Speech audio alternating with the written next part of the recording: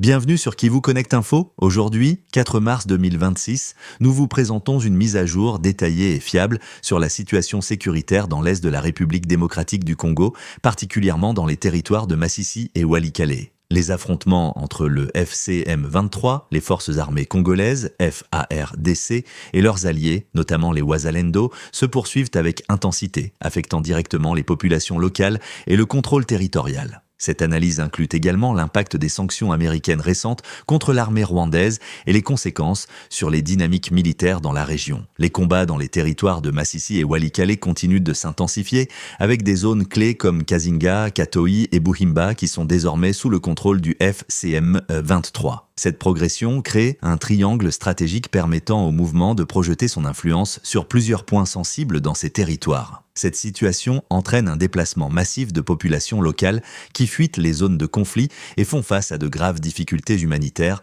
notamment le manque d'accès à la nourriture, à l'eau potable et aux soins de santé. Le FCM-23 continue de démontrer sa capacité militaire en utilisant de l'artillerie lourde et même des drones pour frapper des cibles stratégiques comme l'aéroport de Kisangani. Ces opérations technologiques compliquent de davantage la tâche des forces loyalistes pour sécuriser la région. Du côté des FARDC et de leurs alliés Wazalendo, des efforts constants sont déployés pour repousser les attaques du FCM-23, particulièrement dans des zones comme Fungura, près de Pinga, démontrant la résilience des forces loyalistes. La localisation stratégique de Kazinga ouvre un corridor vers Buhimba, offrant au FCM-23 des possibilités d'avancer vers d'autres secteurs vitaux. Les affrontements ressemblent à un jeu de ping-pong.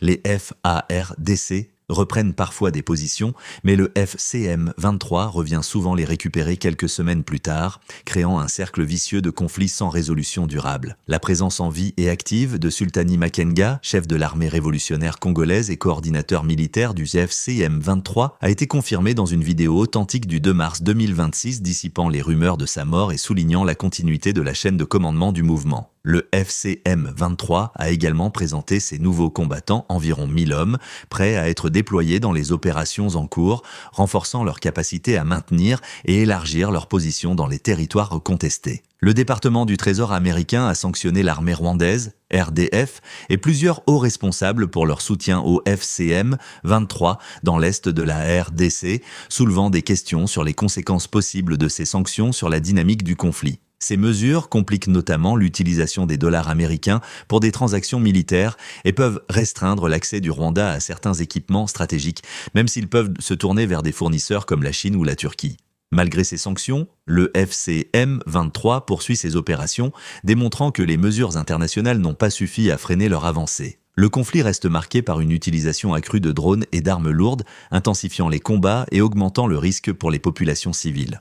La consolidation du triangle stratégique entre Kazinga, Katoi et Buhimba permet au FCM-23 de renforcer son contrôle sur les territoires de Masisi et Walikale, tout en projetant sa capacité à influencer les groupements environnants. Les affrontements créent également un défi majeur pour la sécurité des civils, qui doivent composer avec des déplacements massifs, des villages abandonnés et un accès limité aux services essentiels. L'impact humanitaire est considérable et pourrait s'aggraver si les combats se poursuivent. Il est crucial de suivre de près l'évolution de la situation, car la poursuite des hostilités risque d'affecter la stabilité de l'ensemble de l'Est congolais. Le FCM-23 continue de revendiquer des opérations importantes, tandis que les FARDC et les Wazalendo maintiennent une posture défensive vigoureuse. L'authenticité des informations sur Sultani Makenga et les opérations du FCM-23 permet aux observateurs de comprendre la dynamique réelle du conflit et d'évaluer l'impact des sanctions internationales. Les combats démontrent que, malgré les pertes et les pressions, le mouvement reste actif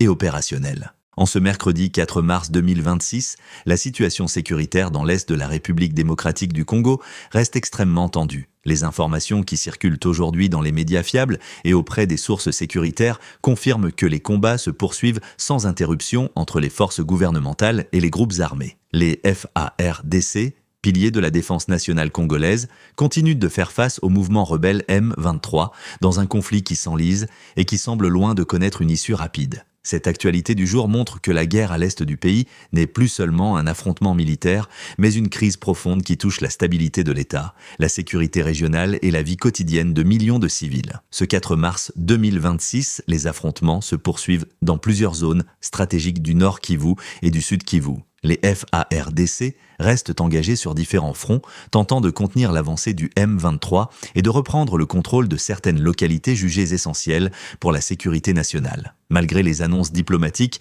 et les appels répétés au cessez-le-feu, la réalité sur le terrain montre que les armes continuent de parler plus fort que les négociations. Les sources sécuritaires indiquent que l'armée congolaise maintient une forte présence militaire dans les zones de combat avec des mouvements de troupes et du matériel observés ces derniers jours. Le M23, de son côté, poursuit une stratégie fondée sur des attaques rapides, la mobilité et l'utilisation du relief montagneux de l'Est du Congo, ce qui complique les opérations militaires des forces régulières. Cette situation transforme le conflit en une guerre d'usure, longue et coûteuse, aussi bien sur le plan humain que logistique. Aujourd'hui, les FARDC affirment rester déterminés à défendre l'intégrité territoriale du pays. Les autorités congolaises rappellent que l'abandon de l'Est du pays n'est pas une option malgré les difficultés rencontrées sur le terrain. Cette position est perçue par certains observateurs comme un message politique fort destiné à rassurer la population et à montrer que l'État congolais demeure présent, même dans les zones les plus instables. Cependant, la guerre ne se limite pas aux combats entre soldats. En ce jour du 4 mars 2026,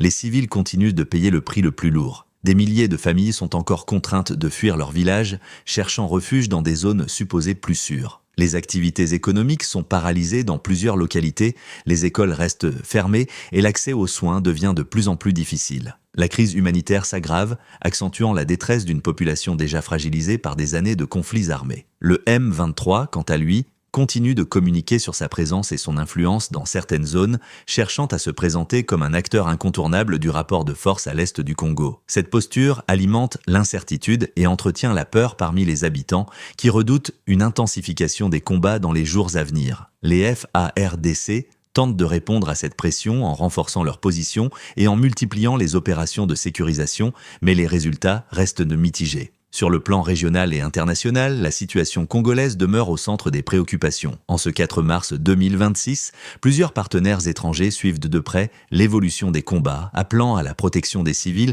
et à une solution durable. Toutefois, sur le terrain, aucune accalmie notable n'est observée. Le conflit semble s'inscrire dans la durée, nourri par des enjeux sécuritaires, politiques et géostratégiques complexes. Ainsi, l'Est de la RDC vit une nouvelle journée de guerre marquée par l'incertitude, la peur et la résilience. Les FARDC restent engagés, le M23 ne désarme pas et la population continue de vivre au rythme des affrontements dans l'attente d'un véritable retour à la paix. En conclusion, au 4 mars 2026, la situation est claire. Les FARDC poursuivent de leur combat contre le M23 et la guerre dans l'est de la République démocratique du Congo est loin d'être terminée. Malgré la détermination affichée par l'armée congolaise, le conflit demeure complexe et profondément enraciné. L'avenir de la région dépendra autant des évolutions militaires que des décisions politiques à venir, tandis que les civils restent les premières victimes de cette instabilité persistante.